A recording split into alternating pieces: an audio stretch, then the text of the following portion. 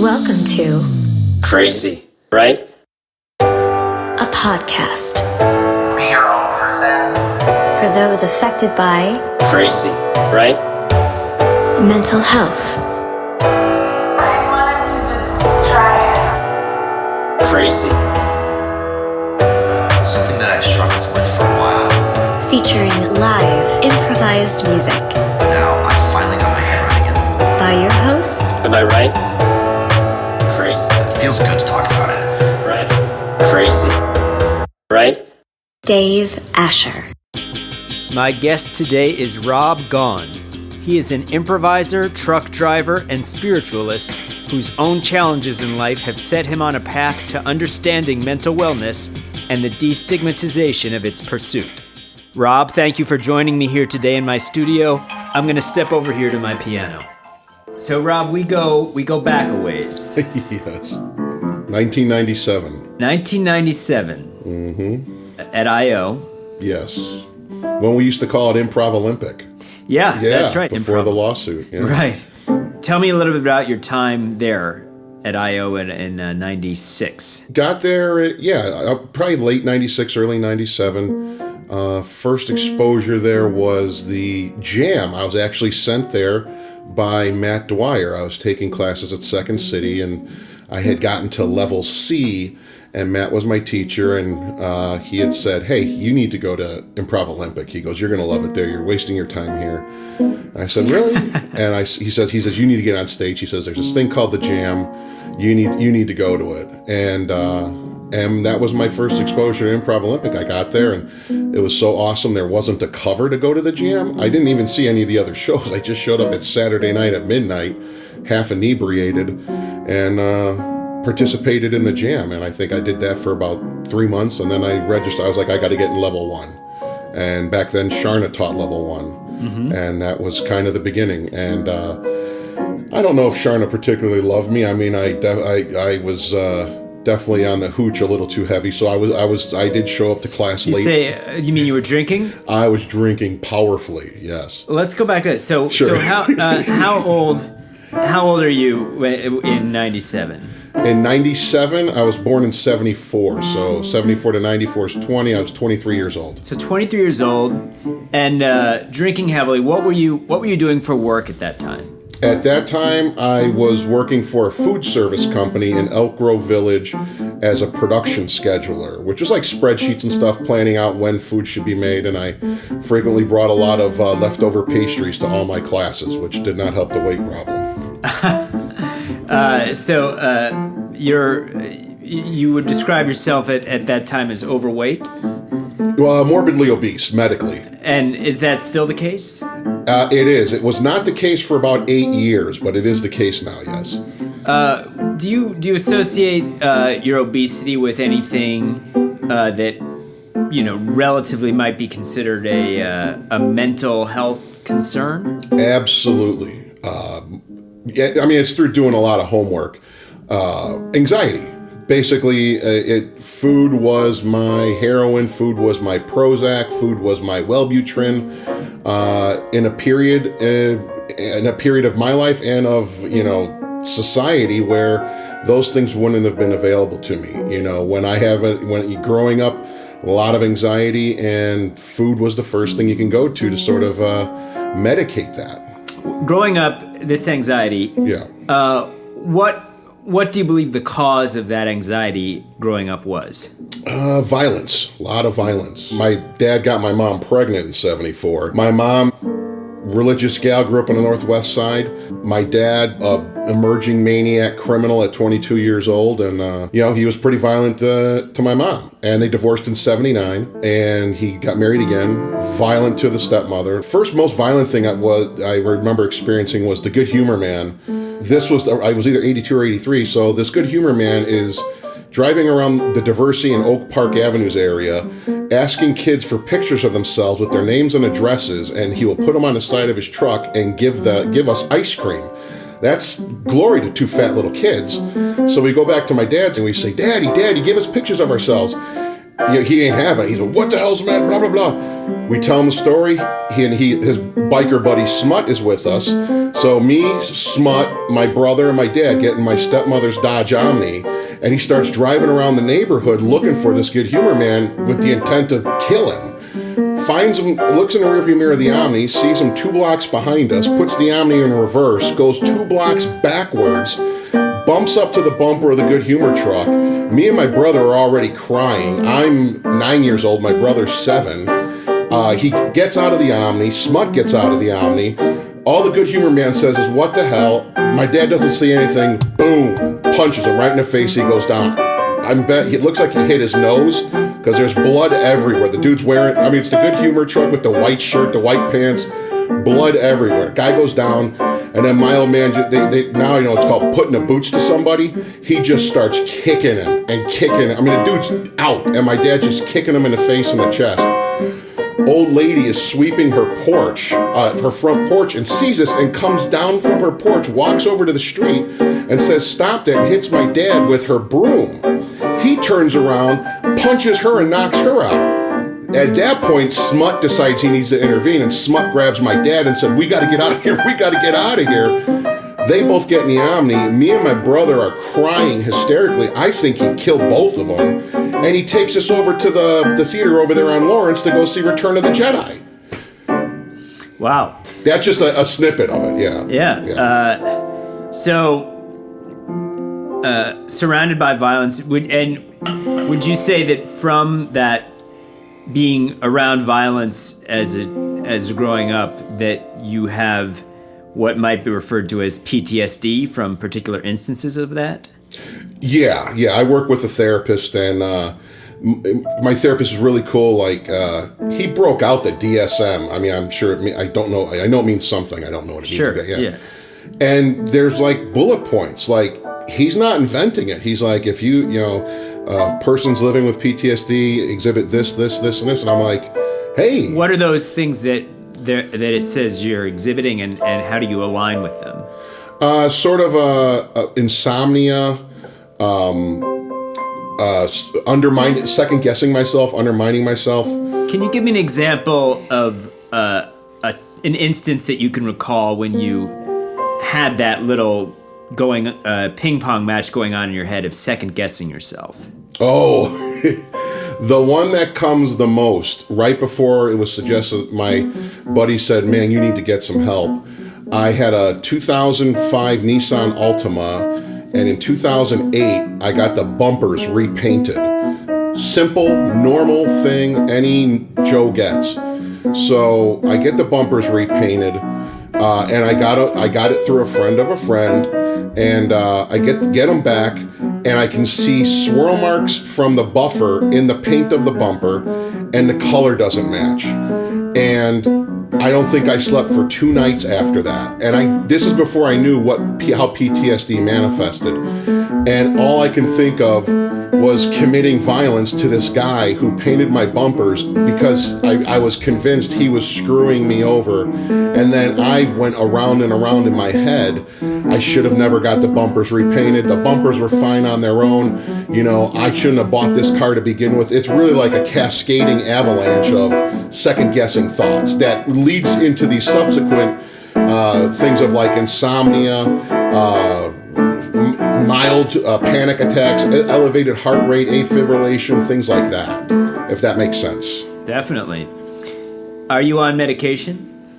I have hydroxine that I take as needed. Mm-hmm. It's I think it's also called Atarax or Ativax. Right. Yeah. So that is meant to calm you down? Yeah, it's an antihistamine. It's been a very interesting journey learning about how anxiety can manifest in the myriad of ways in people's lives.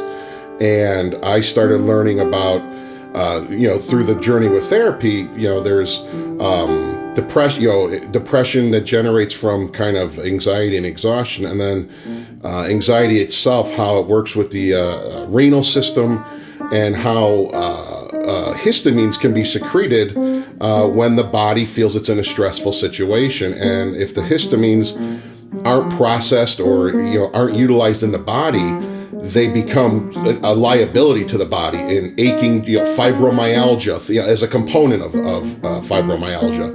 The histamines just stay in the body and can create and keep an anxious level, if that makes sense. Sure. So the medication is an antihistamine that removes some of that chemical reaction. Right. So if I find I shouldn't say if I find myself in an anxious situation, if I perceive something in an anxious situation, and I'm like, I'm feeling kind of the elevated situation, take a 12.5 of hydroxine. And how would you describe the sensation of that when that?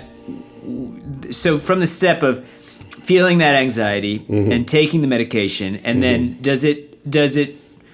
do you notice the effects relatively quickly of it calming you down? I'd say I got into it about a year and a half ago, so I'm going to say the results are just an absence of anxiety, so an absence of the second guessing. I'll use a comparison to this. So I told you this about the bumpers with the Altima. Yes. I bought a car about a year and a half ago. I would say about a year ago. And it was a used car from a friend. And in my processing of the decision to buy the car, utilizing the hydroxine, the decision to buy the car happened not quickly. I'd say in a shorter time period than I had previously used to make decisions like this. And when I made the decision, there was no second guessing. I was literally like, if it was a bad decision to buy this car, I'll be okay. Right. I'll get through the other side of it. And that was not the case when I bought this Altima in 2007. I was like, oh my God, it's just such a big step. Like, I was anxious, and I was really conscious of it when I bought this current car, where I was like, wow, I'm not, like, I went to sleep that night. With the Altima, I just stay up and watch movies, and then just kind of have like an exhaustive pass out. This one, I was like, hey, I'm really grateful. This is an okay decision. That's kind of how it manifested, if that makes sense. Definitely. How would you say your relationships with people are? Have you been married? Do you have kids? Girlfriend, boyfriend? What? Yeah. No girlfriend. No kids. Never been married. Never been divorced. Relationships have definitely been more enriched. The components of my relationships with folks have been more infused with compassion and kindness and generosity and curiosity and optimism, as a result of doing the work to understand anxiety and how I process it, than the relationships, say, that I had in the 90s, which were more of a dynamic of, we're both sarcastic, or, we're both cynical, we're both pessimistic, we both think the world's good. And I'm not saying I'm just saying the people I'm in relationships with. Over the course of years, the relationships I've had with folks have had more of a constructive dynamic through understanding anxiety and taking the steps to better manage the anxiety. Girlfriend-wise, I've had about 5 relationships, all lasting more. Well, one lasted 6 months, the other one's lasted a year. And I definitely could see my growth through each relationship. I didn't get into my first relationship till I was 33.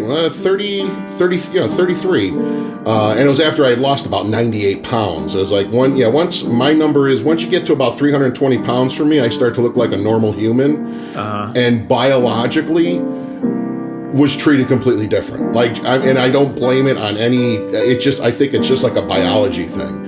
And then the opportunity for relationships presented itself. Like romantic relationships. Right. Yeah. What caused you to want to do the work? Was there a pivotal moment when you felt you've hit, whether it's like a rock bottom or a particular incident where you felt, there's an issue here that I want to get to the bottom of? I can go to the most recent one. I've utilized the sources of numerous anonymous 12-step organizations since 2002. Are you an alcoholic? Yes. Okay. When was the first time you went to an AA meeting? June 15th, 2002. Have you been sober since then? Yes. Congratulations. Thank you, sir. Thank you.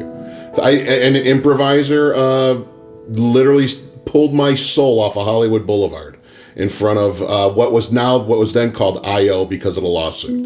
Right. He literally said, "Hey, I can help you," and he went through the same things I went through. How do you relate to the notion of the higher power?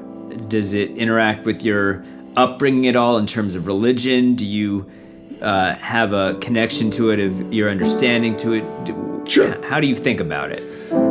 It grows. So it really has nothing to do with my childhood upbringing. I was an altar boy for 6 years. I mean, I went to Catholic school out in Chicago, but I got sober in LA. My understanding of a power greater than myself has grown for the past 16 years and change. The way I understand, I really understand it as a power greater than myself. Someone took me through the understanding of the word spiritual, and I really never understood the word. People just preached it to me, and this person helped me get into understanding the etymology of the word spiritual. It's actually the marriage of two words, spiri and ritual. Spiri, from the way it was explained to me, is grounded in the Greek, and it basically means wind. It's a sailing term. You catch sailors catch the spirit of the wind to accomplish whatever objective they need. So, to that effect, spiri, to a more practical meaning, is the essence of something, and then ritual is the practice of that essence. So when I started going down that road, it occurred to me, you could practice the essence of anger, you could practice the essence of sympathy, you could practice the essence of compassion. And how frequently do I practice it? Do I practice it daily? Do I practice it hourly? Things of whatever, of constructive principles or destructive principles. And as I started delving down that understanding, and really looking at it from, looking at the forest instead of the trees, it kind of occurred to me that, these principles have existed in human nature as far back as we can remember. Everything, anger, resentment, peace, joy, sympathy, they've all existed. They've all been here, and they truly are essences. They are not things that can be weighed or quantified or put in a jar and sold. They're just human essences. And my journey with that has kind of led me to a place of, a power greater than myself is peace, is sympathy, is compassion, is empathy, and those are powers far greater than me that have been around long before me and will be around long after me. And do I want to practice those in my life? And then the double-edged sword of that is, unfortunately, so is anger, so is sarcasm, so is cynicism. Those are principles that manifest as well, and it's like, do they yield as much of a constructive human experience with me as rather than if I practiced sympathy and compassion and empathy with someone? That's kind of how a power greater than myself has manifested itself in my life today. Is a compilation of principles, if that makes sense. As I understand them, looking back, they're bigger than any one person. They've been around. People have been angry since long before I was around. And then there are emotions. I separate spiritual from emotional in the sense that, divinity manifests in a non-theological, non-religious way. I think, spiritualists will call it divinity. Scientists will call them anomalies, or rare or unexplained occurrences. Can you relate to me an occurrence in your life when you felt that hand, whether it's a divine hand or an intervention, a moment in your life, an aha moment? Yes. I got one. Great. I moved back here March 1st, 2014. I moved back here to Chicago from LA. And I had my truck, and I was in anxiety. I was in full-blown anxiety. I was going from construction to hopefully driving a truck on a TV show that I later found out the show got canceled. So that's March 1st. I had to get an Illinois driver's license and then go to the truck driving school to get a truck driving license. March 10th, I've been here 9 days. 9 days.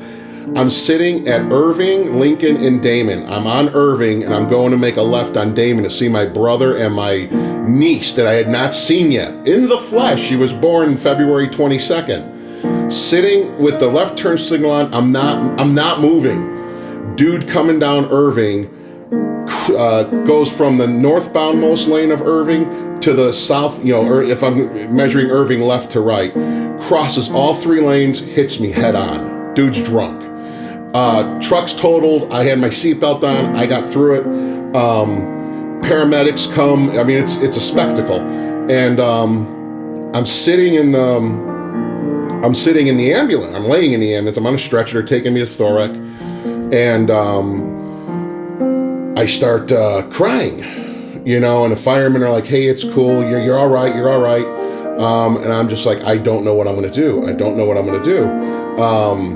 And I kind of compose myself. We get to the hospital, and I'm laying, and I'm calming down. And this gets to your point. The dude that hit me, they put him like 2 stalls over from me, and he's wasted. He's doing his thing. He's name dropping. He's trying to drop all the names he can. And the moment, I call it, of really something greater than me intervening was I had no anger towards him. I think I told you the story about the Altima and the guy that screwed up painting my bumpers, and I was ready to kill him. Yes. This dude attempted to murder me with a car driving drunk. And I knew right there in my heart, I was like, getting mad at this guy will do nothing but hurt me more than I'm already hurt. And that is not my brilliant, logical, DeVry University educated mind coming up with that. The crying was over. I was just really like, getting mad at this guy is only gonna hurt. I'm already messed up. It's only gonna hurt me more. Now, I can't tell you that I'm in love with him, but I sympathized with. I could hear he was wasted, and he was there. He got a DUI and all that other stuff, and I sympathized with him. I was like, that could have been me. That seriously could have been me in that other room, And the divinity was, I was delivered from any sort of like vengeful anger. Self-justified anger is the real poison for me. When everyone says, Rob, you got a reason to be angry, like they're saying you could be angry, that could be the most dangerous time of my life, when people can be like, yeah, that is self-justified anger. And at that moment, I was not angry with him. That's, divine intervention, I suppose. And what's something that you're looking forward to right now, specifically in life? Stability. This is my first summer having some stable employment, playing and getting more back into creativity. Just took an acting class with Tim O'Malley with a bunch of new actors that want to improvise, and I was the oldest one there. Gonna play around with some voiceover stuff. I have, the stability opens up for the possibility of a little creative stuff. And, continuing to do work on the spiritual end of, getting to understand. Right now I'm really delving into understanding guilt, shame, gratitude, and unity. So do you feel that improv is a tool to improve yourself generally? In the deepest part of my heart, improvisation is a powerful, powerful spiritual tool in my experience and opinion. And what, in terms of stability? Yeah. If you combine, let's end on a song here, Rob. Okay. If you combine stability and improv, what does that look like? What might that song be called? Stability and improv. Just the title of that song. Fun and a Job. That's it. Fun and a Job. Great. Okay. Take it away. A little jazzy blues song. Okay. Fun and a Job. I've got a job. They pay me money. When I leave there, I feel like being funny. I go and try to make people laugh at night. Then I get up and go to my job. And when you're at your job, do you enjoy it more because you let go at night? Yeah, I make the people I work with feel alright, 'cause I have a lot of fun at night when I know I got a job tomorrow. Sounds pretty stable, brother. Thank you, sir. Thank you, sir. Thanks for coming by, Rob. You are welcome. You are welcome.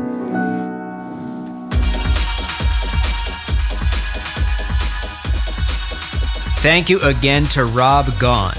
If you would like to connect with Rob, he is on Facebook and welcomes folks to reach out with him there, and he is happy to answer more questions. Thanks again, Rob, and all the best to you. That wraps up this episode of Crazy Right with Dave Asher. Thank you so much for listening. If you enjoyed this episode, please consider writing a review or rating this podcast. And of course, we would love it if you subscribe. I'm Dave Asher, and I'm glad to be here.